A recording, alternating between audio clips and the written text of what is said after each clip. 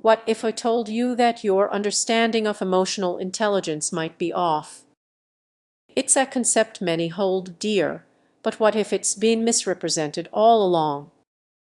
We often see emotional intelligence as the magic key to resilience during tough times, but that's where the myth begins.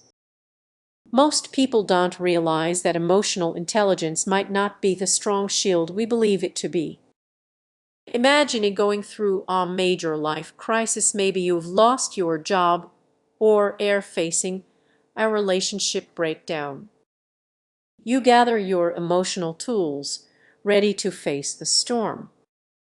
Yet, instead of feeling resilient, you find yourself overwhelmed by intense emotions. Why does this happen? Misunderstanding emotional intelligence can leave you feeling paralyzed rather than empowered. Consider all those advice columns urging you to feel your feelings and stay positive. Those ideas sound great, but what happens when emotions spiral out of control? You might feel trapped by your own awareness, making you more vulnerable. Take Sarah, for example. She prided herself on being emotionally savvy. When her world fell apart, she leaned into her emotions, thinking introspection would help.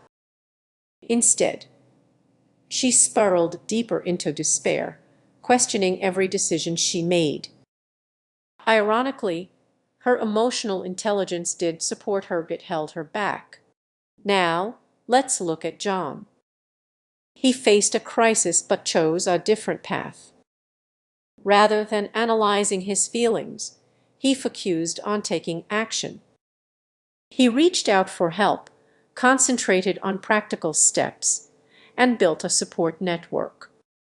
His emotional intelligence helped him channel his feelings into productive behavior instead of letting them overwhelm him. As you can see, how we interpret emotional intelligence makes a significant difference. It's not just about understanding feelings, it's about how you respond to them. When challenges arise, do you react, or do you take a moment to reflect? Here's where it gets trickier. Many confuse emotional awareness with emotional management. With emotional no awareness. Just because you can recognize a feeling doesn't mean you know how to handle it effectively.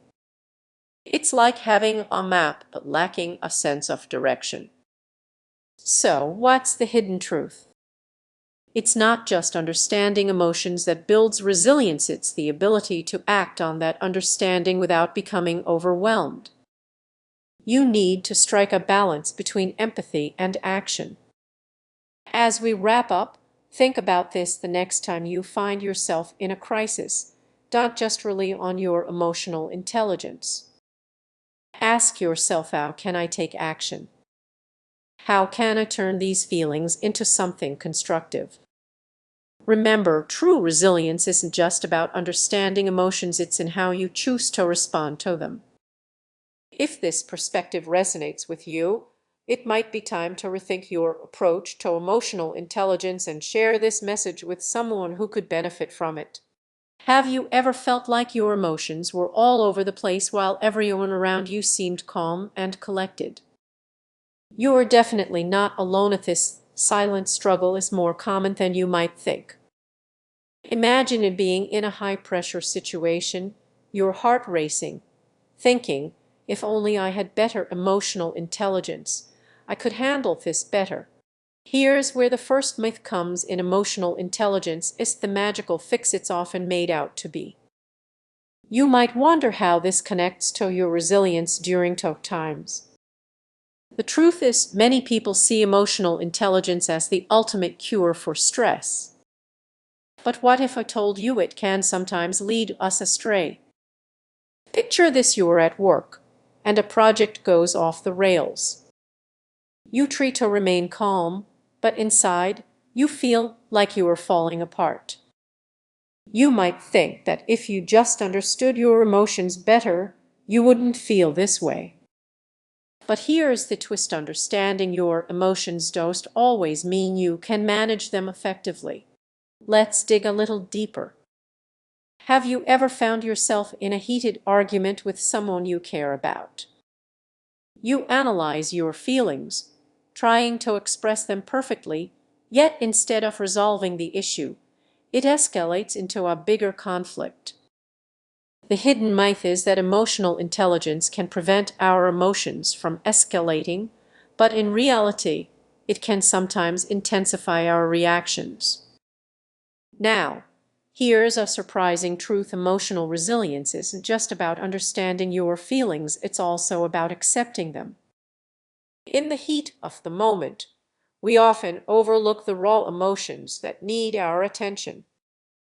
Ignoring them sets us up for failure. Think back to a time you faced a setback. Did you push your feelings aside, thinking you should just get over it? That's a risky approach. Ignoring your emotions can lead to burnout, and you might start avoiding stressful situations, thinking you're protecting yourself. But in reality, you're just building a cage around yourself. So, how can you break free from this cycle? Here's an important insight: it's not just about being emotionally aware. It's about cultivating a mindset that embraces vulnerability.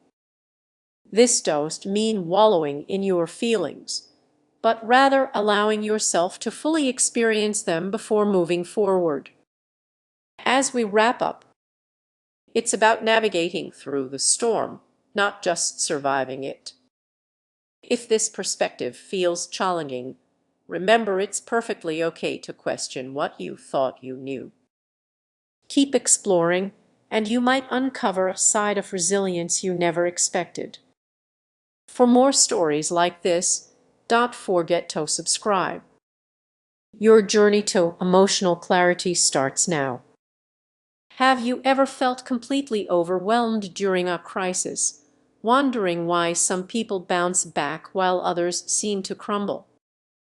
It's a question that keeps many of us up at night. What if I told you the answer might surprise you? Most of us believe that emotional intelligence is the key to resilience. We hear it all the time: be aware of your feelings, understand others. But what if this common belief is hiding something deeper, something that could change how you navigate your toughest moments? Imagine this: you are caught in a personal storm, maybe it's a job loss or a relationship falling apart.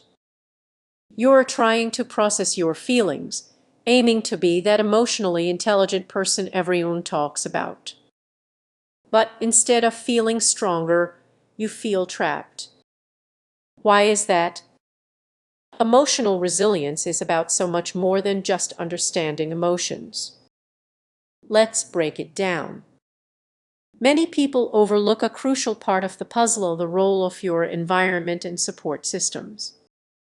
Think back to a time when a friend was there for you right when you needed them. That kind of support can truly change everything. Yet, so many of us rely solely on our emotional skills, forgetting that we're wired for connection. Here's something even more interesting: leaning too heavily on emotional intelligence can actually backfire. You might end up suppressing your feelings. Trying to be the strong can lead to burnout, leaving you feeling isolated and vulnerable. It's a trap many fall into, believing they must always appear in control. Let's pause and consider a common scenario: you are at work, and everything seems to be spiraling out of control.